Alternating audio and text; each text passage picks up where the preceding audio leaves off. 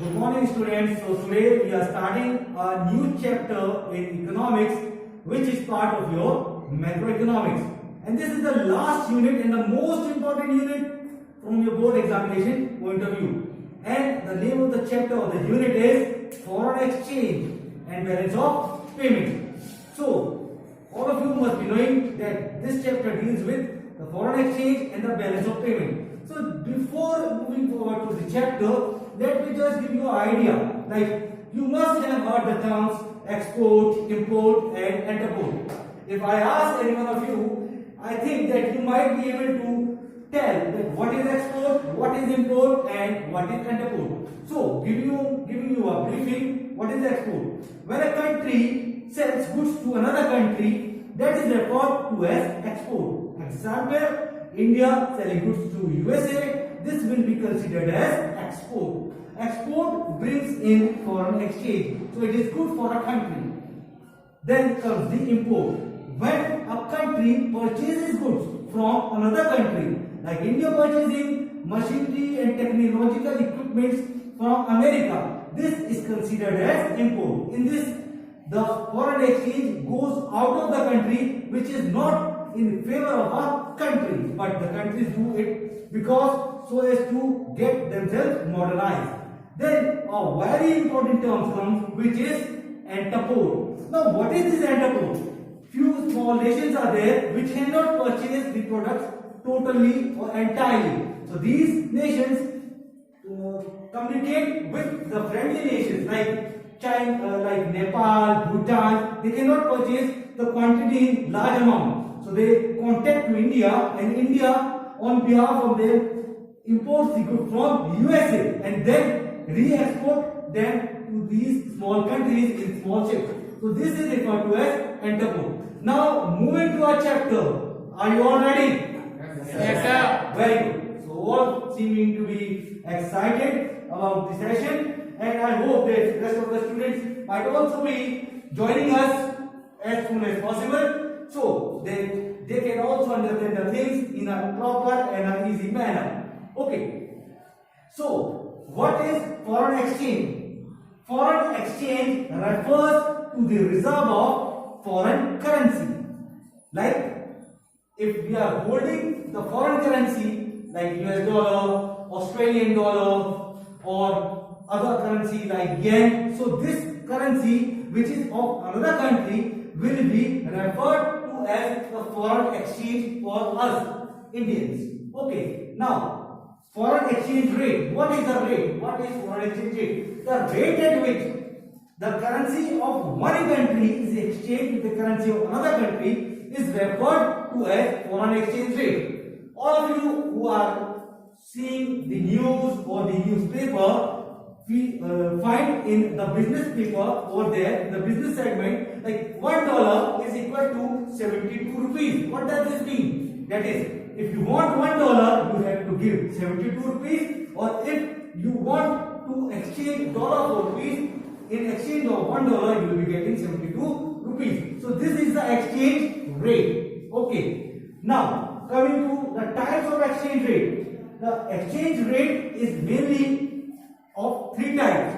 The first is the fixed exchange rate system. The second is the flexible exchange rate system, and the third is the managed floating. Today in this session we will be discussing the fixed exchange rate system. Okay, fixed exchange rate system. So how many methods are there of fixed exchange rate system? There are two methods under this system.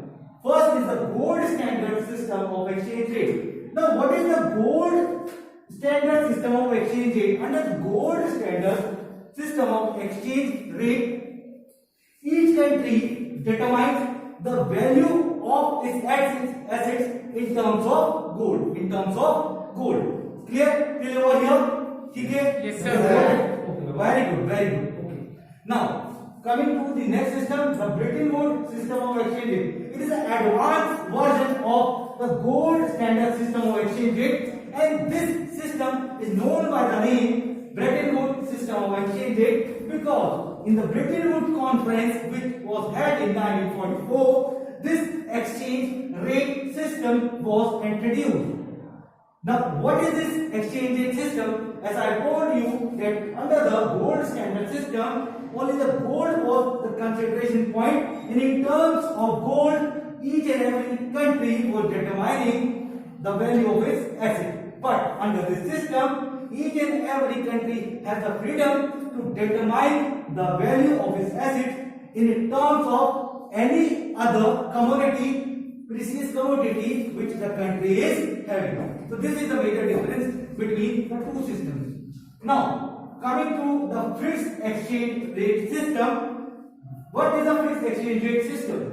A fixed exchange rate system is a system in which the exchange rate remains fixed. The exchange rate remains fixed, and this rate is determined by the central bank of a country, and the central bank can only make changes in this exchange rate. Otherwise, this exchange rate will remain constant. Like if the central bank determines that $1 is equal to ₹17, so no matter what is the market price of the currency at that time, the $1 will be equal to only 70 rupees, because under this, the exchange rate system or fixed exchange rate system, the value of currency or the exchange rate remains fixed, and only the central bank has the power to change this rate. Okay. Now, everything has some merits as well as some demerits. So this system also does have some merits as well as the demerits. First of all, clear till over here? Yes, sir. Understanding the things? Yes, sir. Okay, very good. You have to prepare the notes also. I have been telling you that very important topic from your board examination point of view. The chapter is not very big in comparison to the other chapters which we have completed. So you have a lot of opportunity. You have a lot of opportunity to score well in this chapter, because the number of pages which you have to study and the content which you have to study is comparatively less as compared to other chapters. The less is there, and the more chances of getting a better score. Okay, now moving forward, I was on to the merits of fixed exchange rate system. So what are the merits of a fixed exchange rate system? First, it ensures stability of exchange rate. How is it ensuring the stability of exchange rate? As the name itself suggests, that under this system the exchange rate remains constant, so stability itself is there. Second, prevents capital outflow. It prevents the capital outflow. Third, stop speculation in foreign exchange market. If there are changes in something, then only the speculation can be there. But if certain thing is fixed, there can be no speculation. Let me take you an example. Like two teams are playing a cricket match, India and Pakistan. So speculation is there that which country will win if the live match is going on. And if the match was held earlier only and the result has come, and you know that India won the match, so speculation cannot be there, because in that match which was occurred earlier, India was the winner. So the winner is going to who? India in this case. In the same manner, if the constant or the fixed exchange rate is there, there is no chance of speculation. Understood? Clear? समझ में आ गया सबको? Yes, sir. Very good. Now, last merit helps the government to check inflation. Help the government to check inflation. Okay. Now you might be thinking that, sir, you have written 4 advantages over here. Can there be more advantages? Yes, there can be. But maximum weightage question which comes from this topic is of 4 marks. So less remember, more get more marks. More you will remember less, getting less marks. So what do you want? To get more marks or less marks? More marks, sir. So to the point, remember each and everything, and you will be understanding it in a proper manner. Or understand each and everything concisely and precisely. Now, coming to the demerits of the fifth exchange rate system. The first is requires high reserve of gold. Why? Because you are determining the value of your assets in terms of gold. So high requirement of gold is there under the fixed exchange rate system. Second, discourages the objective of having free market, because over here the exchange rate is being determined by the central bank itself. It is being determined by the central bank itself. So it is discouraging the objective of having free market. It's discouraging the objective of having free market. Okay. Now coming to the third, may result the undervaluation or overvaluation of currency. May result in the undervaluation or overvaluation of currency. Okay. Now the term which has come over here, that is the undervaluation and the overvaluation of currency. What is overvaluation of currency? Overvaluation of a currency is a situation in which the value of the currency is more than the value which the open market is ready to pay for it. And undervaluation is the opposite of it.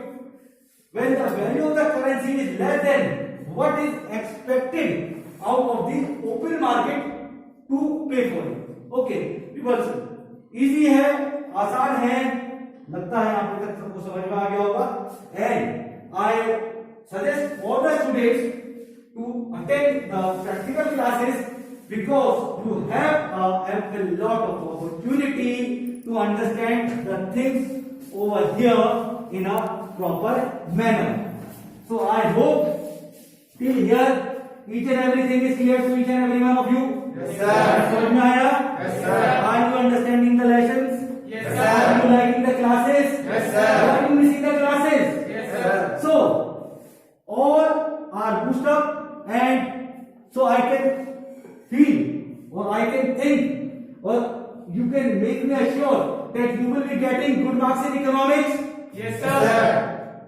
Is it a promise? Yes, sir. Will you complete it? Yes, sir. So suggest other friends of yours also to join the classes and learn the things. I think this session was very interactive and all of you enjoyed the session. So that is all from my side today. Thank you so much, class. Thank you.